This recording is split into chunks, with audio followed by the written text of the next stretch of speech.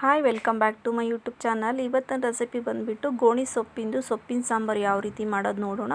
ಅದಕ್ಕೆ ಏನೆಲ್ಲ ಸಾಮಗ್ರಿಗಳನ್ನು ತೊಗೊಂಡಿದ್ದೀನಿ ಅಂತ ನೋಡೋಣ ಬನ್ನಿ. 6 ಹಣ್ಣಾಗಿರುವ ಮೀಡಿಯಮ್ ಸೈಜಿನ ಟೊಮೊಟೊ ತೊಗೊಂಡಿದ್ದೀನಿ.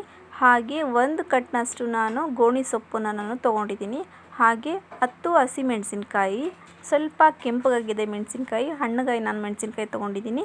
ನೀವು ಹಸಿ ಮೆಣಸಿನ್ಕಾಯಿನ ಸಹ ನೀವು ಹಾಕ್ಕೋಬೋದು. ಅದಾದ ನಂತರ ಅರ್ಧ ಟೇಬಲ್ ಸ್ಪೂನಷ್ಟು ಸಾಸಿವೆ, ಅರ್ಧ ಟೇಬಲ್ ಸ್ಪೂನಷ್ಟು ಜೀರಿಗೆ, 2 ಗೆಡ್ಡೆ ಬೆಳ್ಳುಳ್ಳಿ, 1 ಟೇಬಲ್ ಸ್ಪೂನಷ್ಟು ಸಾಂಬಾರು ಪೌಡರು, 1/4 ಟೀ ಸ್ಪೂನಷ್ಟು ಅರಿಶಿಣದ ಪುಡಿ, ಒಗ್ಗರಣೆಗೆ ಎಣ್ಣೆ ಹಾಗೂ ಕರಿಬೇವು ಸ್ವಲ್ಪ. ತೊಗರಿಬೇಳೆ ನಾನು ಈ ಗ್ಲಾಸಲ್ಲಿ ನಾನು 1 ಕಪ್ ಆಗೋಷ್ಟು ನಾನು ತೊಗರಿಬೇಳೆ ತೊಗೊಂಡಿದ್ದೀನಿ. ನೋಡಿ, ಗೋಣಿ ಸೊಪ್ಪು ಈ ರೀತಿ ಇರುತ್ತೆ. ಈಗ ಬನ್ನಿ ಹೇಗೆ ಮಾಡೋದಂತ ನೋಡೋಣ. ಈಗ ಮೊದಲಿಗೆ ನಾನು ತೊಗರಿಬೇಳೆ ಹಾಗೂ ಹಸಿಮೆಣಸಿನ್ಕಾಯಿ ಟೊಮೊಟೊನ ನಾನು ತೊಳೆದ್ಬಿಟ್ಟು ಇಟ್ಕೊಂಡಿದ್ದೀನಿ. ಇದಾದ ನಂತರ ನಾನು ಸೊಪ್ಪನ್ನು ಸಹ ನಾನು ತೊಳೆದ್ಬಿಟ್ಟು ಹಾಕ್ಕೊಳ್ತಾ ಇದ್ದೀನಿ. ಈಗ ಬೆಳ್ಳುಳ್ಳಿ, ಸಾಂಬಾರು ಪೌಡರ್ ಹಾಗೂ ಅರಿಶಿಣದ ಪುಡಿ ಇದನ್ನು ಹಾಕಿಬಿಟ್ಟು ಸ್ವಲ್ಪ ಕರಿಬೇವನ್ನು ಸಹ ನಾನು ಹಾಕ್ಕೊಂಡಿದ್ದೀನಿ. ಇದಾದ ನಂತರ ಇದನ್ನೆಲ್ಲ ನೋಡೋಕ್ಕಿಂತ ಮುಂಚೆ ಪ್ಲೀಸ್ ನನ್ನ ಚಾನಲ್ನ ಸಬ್ಸ್ಕ್ರೈಬ್ ಮಾಡಿ. ವಿಡಿಯೋ ಇಷ್ಟ ಆದರೆ ಲೈಕ್ ಮಾಡಿ, ಹಾಗೆ ಕಾಮೆಂಟ್ ಬಾಕ್ಸಲ್ಲಿ ಕಮೆಂಟ್ ಮಾಡಿ, ನಿಮ್ಮ ಫ್ರೆಂಡ್ಸ್ ಆ್ಯಂಡ್ ಫ್ಯಾಮಿಲಿಗೆ ಶೇರ್ ಮಾಡಿ. ಪ್ಲೀಸ್ ಸಪೋರ್ಟ್ ಮಾಡೋದು ಮಾತ್ರ ಮರಿಬೇಡಿ.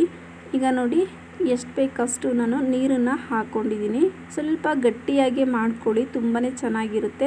ಹಾಗಾಗಿ ನಾನು ಒಂದು ಅರ್ಧ ಚೊಂಬಿನಷ್ಟು ಮಾತ್ರ ನಾನು ನೀರನ್ನು ಹಾಕ್ಕೊಂಡಿದ್ದೀನಿ.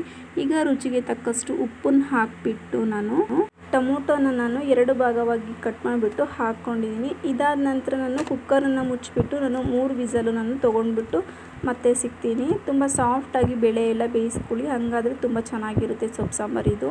ನಾನು ಈಗ ಕುಕ್ಕರ್ ಲಿಡ್ಡನ್ನು ಕ್ಲೋಸ್ ಮಾಡಿಬಿಟ್ಟು ನಾನು 3 ವಿಸಲ್ ತೊಗೊಂಡು ಬಂದಿದ್ದೀನಿ. ತುಂಬ ಸಾಫ್ಟಾಗಿ ಬೇಳೆ ಎಲ್ಲ ಬೆಂದಿತ್ತು, ತುಂಬಾ ಚೆನ್ನಾಗಿರುತ್ತೆ ಬೇಳೆ ಸಾಫ್ಟಾಗಿ ಬೇಯೋದ್ರಿಂದ ಸಾಂಬಾರು. ಇದನ್ನು ನಾನೀಗ ಮಸ್ಕೊಳ್ತಾ ಇದ್ದೀನಿ. ಮೆಣಸಿನ್ಕಾಯಿ ಹಾಗೂ ಟೊಮೊಟೊ ಏನು ಕಾಣಿಸ್ಬಾರ್ದು, ಅಷ್ಟು ಸಾಫ್ಟಾಗಿ ನಾವು ನೀಟಾಗಿ ಮಸ್ಬಿಟ್ಟು ಇಟ್ಕೋಬೇಕಾಗುತ್ತೆ. ನೋಡ್ತಾ ಇರ್ಬೋದು, ತುಂಬಾ ಚೆನ್ನಾಗೇ ಈ ಕಡೆ ಗಟ್ಟಿನೂ ಇಲ್ಲ, ಈ ಕಡೆ ನೀರು ಇಲ್ಲ, ತುಂಬ ಹದವಾಗಿ ತುಂಬಾ ಚೆನ್ನಾಗಿತ್ತು. ಈಗ ಅದಕ್ಕೆ ನಾನು ಸೊಪ್ಪು ಸಾಂಬಾರಿಗೆ ನಾನು ಒಗ್ಗರಣೆ ಮಾಡ್ತಾಯಿದ್ದೀನಿ. 1 ಸೌಟಷ್ಟು ಎಣ್ಣೆ ಹಾಕಿಬಿಟ್ಟು ಬೆಳ್ಳುಳ್ಳಿನ ನಾನು ಜಜ್ಜಿಬಿಟ್ಟು ಹಾಕ್ಕೊಳ್ತಾ ಇದ್ದೀನಿ. ಸ್ವಲ್ಪ ಕಲರ್ ಚೇಂಜ್ ಆಗೋವರೆಗೂ ಇದನ್ನು ಬೆಳ್ಳುಳ್ಳಿನ ನಾವು ಹುರ್ಕೋಬೇಕಾಗುತ್ತೆ. 1 ಸ್ಪೂನ್ ತೊಗೊಂಡು ಚೆನ್ನಾಗಿ ಒಂದ್ಸರಿ ಮಿಕ್ಸ್ ಮಾಡ್ಕೊಳ್ಳಿ ಬೆಳ್ಳುಳ್ಳಿನ, ಎಲ್ಲ ಕಡೆನೂ ಚೆನ್ನಾಗಿ ಇದನ್ನು ಹುರಿಲಿ.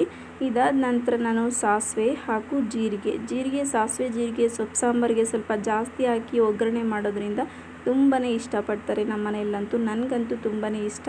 ಇದಾದ ನಂತರ ನಾನು ಸ್ವಲ್ಪ ಕರಿಬೇವನ್ನು ಸಹ ನಾನು ಹಾಕ್ಕೊಂಡಿದ್ದೀನಿ.